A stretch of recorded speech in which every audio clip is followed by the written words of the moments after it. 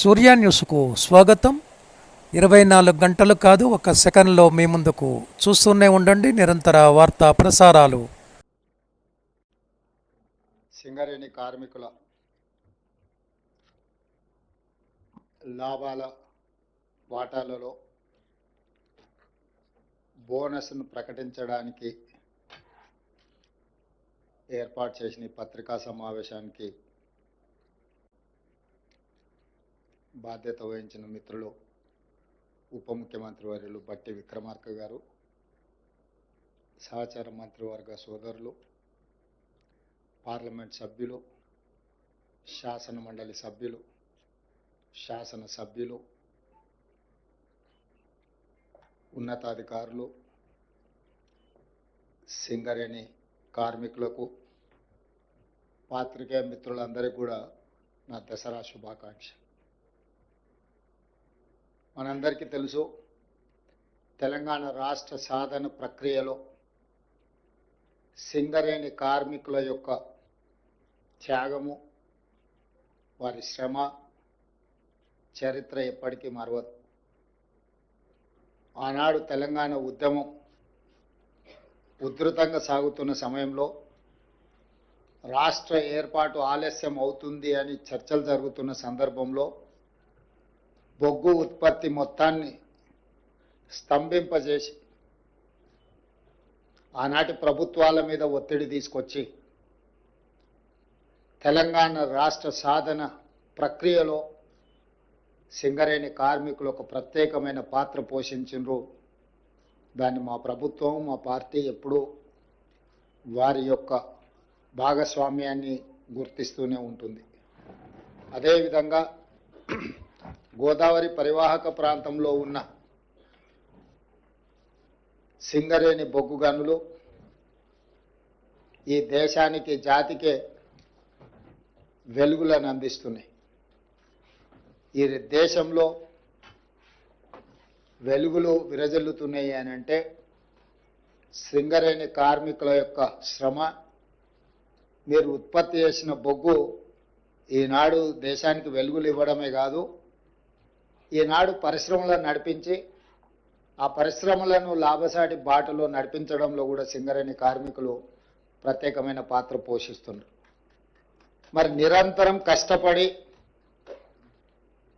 ఈ జాతీయ ఆదాయంలో, రాష్ట్ర ఆదాయంలో అత్యంత కీలక పాత్ర పోషిస్తున్న కార్మికులకు ఆ సంస్థకు వచ్చిన లాభాలలో భాగస్వాములను చేయాలని, వాళ్ళకు వాటాలు పంచాలని, ఒకనాడు సింగరేణి సంస్థ నష్టాలలో కూరుకుపోయి మూతపడుతుంది అనుకున్న సందర్భంలో కాకా వెంకటస్వామి గారు కేంద్ర ప్రభుత్వంతో సంప్రదించి ఆనాడు ఈ సంస్థను ఆదుకోవడానికి అవసరమైన చర్యలను అన్నిటిని కూడా చేపట్టింది. ఆ తర్వాత సింగరేణి సంస్థ వెనక్కి తిరిగి చూడకుండా లాభాల బాటలో నడుస్తూ ఉంది. ఆ వచ్చిన లాభాలలో శ్రమశక్తినే నమ్ముకున్న కార్మికులకు వాటాలు పంచాలని మన ప్రభుత్వం నిర్ణయం తీసుకొని ఈరోజు మిత్రులు బట్టి విక్రమార్క గారు ఒక మంచి ఆలోచనతోటి కార్మికులను అభినందిస్తూనే, కార్మికులకు బోనస్లు పంచుతూనే, భవిష్యత్ పెట్టుబడులకు కూడా ప్రణాళిక, భవిష్యత్ తరాలకు సింగరేణి సంస్థను అందించాలంటే భవిష్యత్ ప్రణాళికలు ఉండాలి, సంస్థ విస్తరించాలి, వివిధ రూపాలలో కార్పొరేట్ కంపెనీలతో పోటీ పడే విధంగా ఈ సంస్థను బలోపేతం చేయడానికి ఎన్నో చర్యలను వారు చేపడుతున్నారు. అందులో భాగంగానే లాభాలు 6,394 కోట్లు 2024-25 సంవత్సరానికి లాభాలు వస్తే అందులో కార్మికులకు పంచడానికి దాదాపుగా వారు 4,034 కోట్ల రూపాయలు ఈరోజు వారికి కేటాయించడానికి ముందుకు వచ్చిండ్రు. అదేవిధంగా భవిష్యత్ పెట్టుబడుల కోసం కూడా 2,360 కోట్ల రూపాయలు, వీటిని కూడా వారు ఈరోజు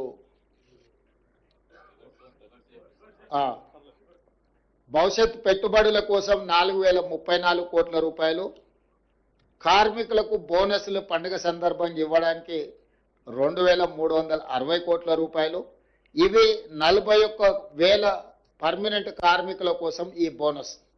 అదేవిధంగా సింగరేణిలో ఉన్న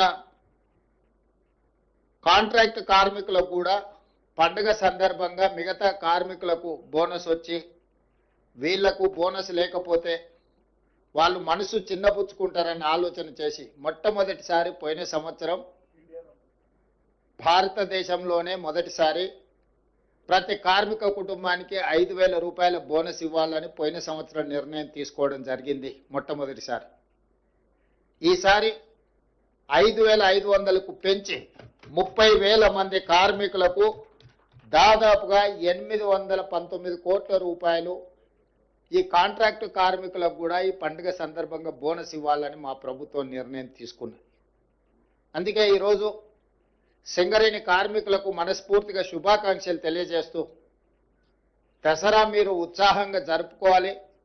ఈ దసరా పండుగ మనలో నూతన ఉత్తేజాన్ని నింపాలి. సింగరేణి సంస్థ మరింత లాభాల బాటలో నడవాలి. సింగరేణి సంస్థ కార్పొరేట్ కంపెనీలతో కూడా పోటీ పడి ఈరోజు తలెత్తుకునే విధంగా ఈ సంస్థను నడిపించాలన్న ఆలోచనతోటి ఈరోజు ఈ లాభాలను కార్మికులకు పంచడమే కాకుండా లాభాలలో నుంచి కొంత భవిష్యత్తు పెట్టుబడులకు కూడా ఒక ప్రణాళికబద్ధంగా ముందుకు వెళ్తున్నది. దీనికి సంబంధించి మా డిప్యూటీ సీఎం గారు కార్మిక సంస్థలతో మాట్లాడి భవిష్యత్తు విస్తరణ ఏ విధంగా ఉండాలి, గతంలో ప్రభుత్వం నామినేషన్ బేసిస్ మీద మైన్లు ఇవ్వడానికి వీల్లేదు, మేము అన్ని టెండర్లు పిలుస్తామని కేంద్ర ప్రభుత్వం నిర్ణయం తీసుకొని సింగరేణి ప్రాంతంలో 2 గనులను ప్రైవేటు సంస్థలకు కట్టబెట్టడం జరిగింది. ఆనాడు సింగరేణి కార్మికులు ఆనాటి ప్రభుత్వం టెండర్లలో మేము పాల్గొనము అని చెప్పి నిర్ణయం తీసుకోవడం వల్ల మనం ఏ టెండర్లు కూడా కాంపీట్ చేయలేకపోయినాం. ఆ తర్వాత కార్మిక సంఘాలను పిలిచి ఈ విధంగా మనం టెండర్లలో పాల్గొనకుండా మనం పోటీలో లేకుండా పోతే ప్రైవేట్ సంస్థలకు లాభం చేకూర్చిన వాళ్ళం అవుతాం. భవిష్యత్తులో మనం ఈ టెండర్లు కూడా పాల్గొనాలి. మనం కూడా పోటీలో గనులను సాధించడం ద్వారా సింగరేణి సంస్థను విస్తరించుకోవాలనే నిర్ణయం కూడా జరిగింది. ఈ మధ్యకాలంలో కార్మిక యాజమాన్యాలు నా దగ్గరకు వచ్చి ప్రైవేటు వ్యక్తులకు కట్టబెట్టిన ఈ గనులను కూడా మీరే సింగరేణి సంస్థనే బొగ్గు వెలికి తీసే కార్యక్రమాలను కూడా చేపట్టడానికి ఏం అవకాశాలు ఉన్నాయో వాటిని కూడా పరిశీలించండి అని చెప్పి వాళ్ళు రిప్రజెంట్ చేసింది. దాంతో నేను ఉప ముఖ్యమంత్రి గారికి సూచన చేసిన దీన్ని ఏ రకంగా ముందుకు వెళ్ళాలి, కేంద్ర ప్రభుత్వం ప్రైవేట్ సంస్థలకు ఇచ్చిన టెండర్లను రద్దు చేసి సరాసరి సింగరేణికి కేటాయిస్తుందా, అవసరం అనుకుంటే వాళ్ళు వేసిన టెండర్ కంటే కూడా కొంచెం ఏమైనా మనం ఎక్కువ ఇస్తే కేంద్ర ప్రభుత్వం ముందుకు వస్తుందా, లేదా ఇతర మార్గాలు ఏమున్నాయో కూడా పరిశీలించమని చెప్పిన. ఏదేమైనా సింగరేణి గనుల ప్రాంతంలో ప్రైవేటు సంస్థలు ఎక్కువగా వాళ్ళ ప్రాతినిధ్యం పెరుగుకుంటూ పోతే ఏదో ఒక సందర్భంలో సింగరేణి మనుగడకే సమస్యగా మారుతుంది. అందుకే ఈరోజు ఆ సమస్యని కూడా పరిష్కరించుకోవాలి. కార్మికుల సంక్షేమం కోసం, కార్మికుల యొక్క అభివృద్ధి కోసం ఆ వచ్చిన లాభాలలో కార్మికులను భాగస్వాములను చేయాలన్న ఆలోచనతోని మా ప్రభుత్వం ముందుకు వెళ్తుంది. భవిష్యత్తులో కూడా కార్మికులను ఆదుకోవడమే కాకుండా అన్ని రకాలుగా వారి సమస్యలను పరిష్కరించడానికి ప్రభుత్వం ఎల్లవేళలా సిద్ధంగా ఉంది. ఈ రోజు మేము ఒక నెంబర్ అనుకొని బోనస్ ప్రకటిద్దాం అనుకున్నాం. కానీ శ్రీధర్ బాబు గారు ఆ ప్రాంతంలో ఉండే శాసనసభ్యులను అందరినీ తీసుకొని వచ్చి లేదు ఇంకా కొంచెం పెంచండి, 11 గంటలకు మీకు అందరికీ ఈ సంతోషకరమైన ప్రకటన చేద్దామని మేము అనుకుంటే వారు వచ్చి గంట సేపు హర్తాలు చేసి దాన్ని ఇంకా కొంచెం పెంచి వారితో పాటు మిగతా శాసనసభ్యులు అందరూ కూడా పెంచాలి, వీలైనంత మేరకు వాళ్ళని ఆదుకోవాలి. మేము అక్కడికి వెళ్ళిన తర్వాత వాళ్ళందరినీ కార్మిక సంఘాలను కార్మికులను కలిసేది ఉంటుందని వారు చెప్పడం సూచన చేయడం, మేము అనుకున్న దానికంటే కూడా కొంచెం బోనసు పెంచే నిర్ణయం తీసుకొని వచ్చి ఈ పత్రికా సమావేశంలో ఈరోజు అనౌన్స్ చేసినాం. దసరా పండుగకి బోనస్ ఇస్తున్నాం. కోల్ ఇండియా నుంచి మన భాగస్వామ్యంతో వచ్చే వాటిని దీపావళికి మళ్ళొకసారి కార్మికులకు బోనస్ ప్రకటిస్తారు. వాటి వివరాలను కూడా కేంద్ర ప్రభుత్వంతో సంప్రదించి బట్టి విక్రమార్క గారు ఆ శాఖ దీన్ని పూర్తి స్థాయిలో పరిగణలోకి తీసుకొని కార్మికుల యొక్క సంక్షేమం కోసం, కార్మికుల యొక్క అభివృద్ధి కోసం, కార్మికుల యొక్క భవిష్యత్ ప్రణాళిక కోసం ఈ ప్రభుత్వం పనిచేస్తుందని తెలియజేయడానికి సంతోషం వ్యక్తం చేస్తున్నాను.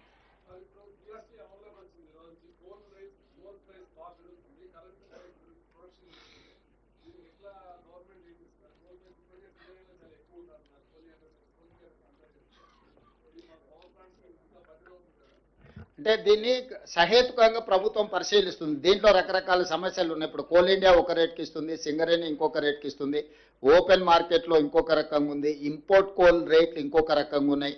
వీటన్నిటిని కూడా అంచనా వేసుకొని ప్రపంచంతో పోటీ పడే విధంగానే సింగరేణిని తీర్చిదిద్దుకోవాలి. ఇప్పుడేం రిజర్వ్డ్ మినరల్స్ లేవు, ఓపెన్ మార్కెట్ ఇది. ఓపెన్ మార్కెట్లో ఓపెన్గా మనం కాంపీట్ చేయాల్సిందే. ఈ రోజు నువ్వు ధర ఎక్కువ చెప్తే పక్క షాప్కి పోయి కొనుక్కుంటారు. ఇప్పుడు మీరు రోజు దసరా పండుగ ఉంది, షాపింగ్ పోతారు. షాపింగ్ పోయినప్పుడు ఈ షాప్లో 100 రూపాయలు ఉంటే సేమ్ వస్తువు పక్క షాప్లో 80 రూపాయలకి ఇస్తే మీరు ఏది ప్రాధాన్యత ఇస్తారు? అట్లానే ఈరోజు మా సింగరేణి సంస్థ కూడా ప్రపంచంతో పోటీ పడుతుంది.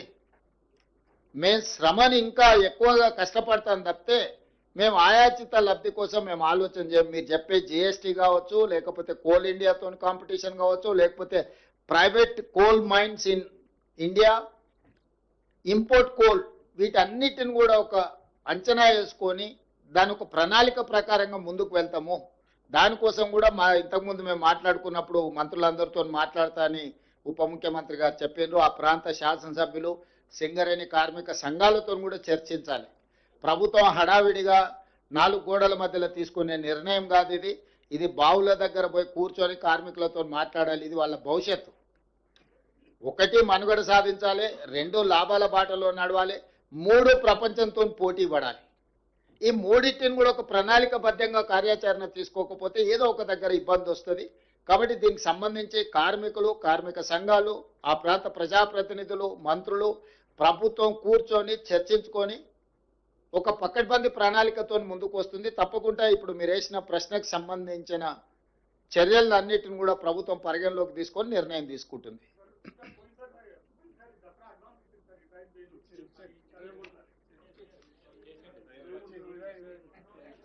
ఇచ్చారు రాహుల్ కొంచెం లేట్ ఉన్నట్టున్నాడు, రాత్రి అంతా వర్క్ చేసి. రాహుల్కి ఒకసారి చెప్పండి.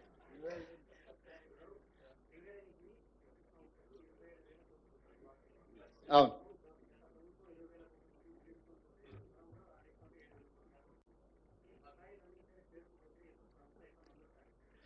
ఇది చాలా సున్నితమైన తీవ్రమైన సమస్య. దీన్ని పరిష్కరించడానికి ఆలోచన చేస్తున్నాం. తప్పకుండా దీనివల్ల విద్యుత్ సంస్థలు కూడా దెబ్బతినే పరిస్థితి వచ్చింది. ఒక పక్కన సింగరేణి సంస్థకు విద్యుత్ సంస్థ చెల్లించాల్సింది పెండింగ్ ఉంది.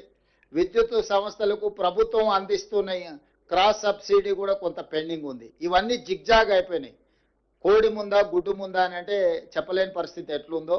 ఈరోజు సింగరేణి సంస్థ, విద్యుత్ సంస్థలు ఈ 2 చాలా ఇబ్బందులను ఎదుర్కొంటున్నాయి, బకాయిలు పెరిగిపోతున్నాయి.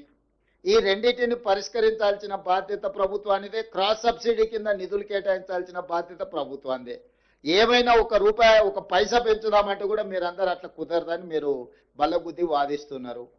పెంచకుండా, ఆదాయం పెరగకుండా మనం దీనికి సంబంధించిన ఏ రకంగా బ్యాంకు లోన్లు కానీ, రేట్ ఆఫ్ ఇంట్రెస్ట్ కానీ వీటన్నిటిని తగ్గించుకోవడము లేదు. మనం మార్కెట్లో కలెక్షన్స్లో ఎక్కడైనా ల్యాప్సెస్ ఉన్నాయా, ట్రాన్స్మిషన్ లాసెస్ ఏమన్నా ఉన్నాయా, వీటన్నిటిని కూడా పరిగణలోకి తీసుకొని ఈరోజు ప్రభుత్వం ఒక ప్రణాళికతో రావాలని అనుకుంటున్నాం. తప్పకుండా సింగరేణి బకాయిలను దృష్టిలో పెట్టుకుంటాం, విద్యుత్ శాఖకు సంబంధించిన బకాయిలను కూడా దృష్టిలో పెట్టుకొని ప్రభుత్వం నిర్ణయం తీసుకుంటుంది.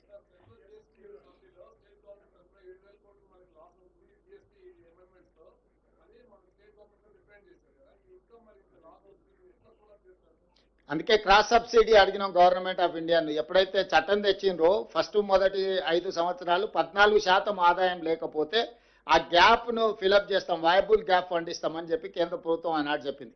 ఈ రోజు కూడా ఇప్పుడు వస్తున్న ఆదాయానికి ప్రభుత్వం తీసుకొచ్చిన నిర్ణయాల వల్ల, సరళీకృత విధానాలు కానీ లేకపోతే ట్యాక్స్ స్లాబ్స్ మార్చడం వల్ల వచ్చిన సమస్యను, ఆ గ్యాప్ను కూడా కేంద్ర ప్రభుత్వమే ఫిలప్ చేయాలి. ఎందుకంటే ఈ ఆదాయం ప్రకారం మేము మా లైఫ్ని ప్రణాళిక చేసుకున్నాం. మాకింత ఆదాయం వస్తుంది, ఈ ప్రకారం ప్రతి నెల ఇంత ఖర్చు పెట్టాలని మేము నిర్ణయం తీసుకుంటే కేంద్ర ప్రభుత్వం ఉన్న ఫలంగా ఒక కోణంలో ఒక నిర్ణయం తీసుకున్నారు. కాబట్టి ఈ గ్యాప్ను కొన్ని రాష్ట్రాలకు సరిగ్గా ఉండొచ్చు, కొన్ని రాష్ట్రాలకు తక్కువ ఉండొచ్చు. తక్కువ ఉండే రాష్ట్రాలకు అన్నిటికీ ఈ గ్యాప్ను ఫిలప్ చేయాల్సిన బాధ్యత కేంద్ర ప్రభుత్వానిదే ఉంది.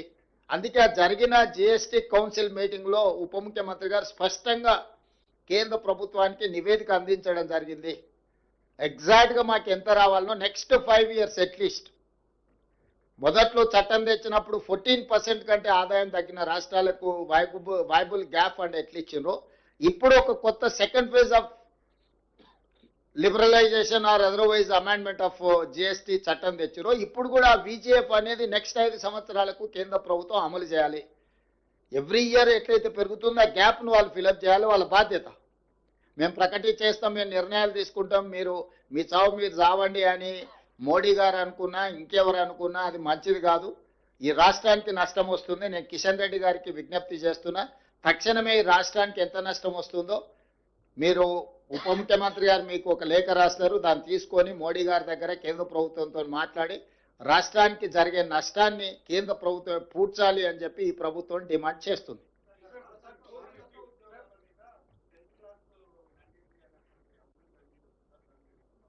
అది సంస్థ చర్చించి నిర్ణయం తీసుకుంటుంది. దాని డీటెయిల్స్ వచ్చిన తర్వాత ఒకసారి ఫర్మ్ ఒపీనియన్కి వచ్చిన తర్వాత నేను చెప్తా.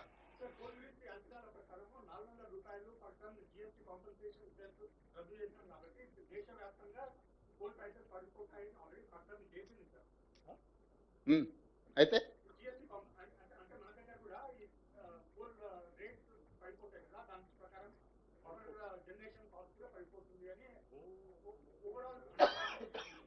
పవర్ జనరేషన్ కాస్ట్ ఏం పడదు. నువ్వు పర్చేజ్ ఇప్పుడు నువ్వు చెప్పిన ప్రకారం సింగరేణి అంత మందని తగ్గించుకోవాలని సూచన చేస్తున్నావా? అంటే మీరు చెప్పేది అట్లనే ఉంది కదా, అందుకే ఇవన్నీ కూడా అవును తీసేస్తానా, తగ్గినప్పుడు ఆటోమేటిక్గా తగ్గితే పవర్ ప్రొడక్షన్ కాస్ట్ తగ్గుతుంది కదా అని చెప్తున్నాడు. జిఎస్టీ అమౌంట్ తగ్గుతుందని నాకు అర్థమైంది. రాహుల్ అడిగింది, కాకపోతే రాహుల్ కొంచెం మడతపెట్టి అడుగుతున్నా, అందుకే స్పష్టత కోరుకుంటున్నా. Anyway thank you.